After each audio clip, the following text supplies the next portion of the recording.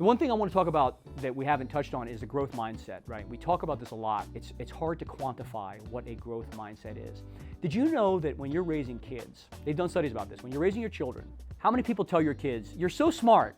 Oh gosh, you're so smart. So here's the deal, right? The deal is when you tell your kids you're so smart, it creates a fixed mindset because they believe the limiting factor in their ability to achieve is their intelligence, which they're so smart and they don't need to push themselves. If you say you're such a hard worker, that's something they can put work into becoming better at something.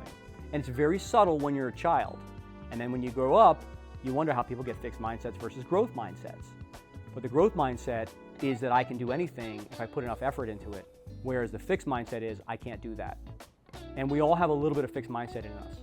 And if our parents compliment us saying how smart we are, we probably have very big fixed mindsets because we think we have a set sum of how much intelligence we have, instead of thinking we can do anything by working hard at it.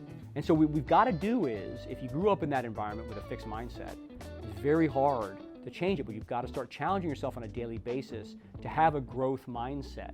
And how do you do that? Well, you start asking yourself questions. How can I do this? So if you guys want to change the trajectory of your career, I mean this sincerely, develop a growth mindset. Think about how can I do this better with everything that you do? A 10% difference every day. You compound that extra 10% over a year, that's over 100% improvement.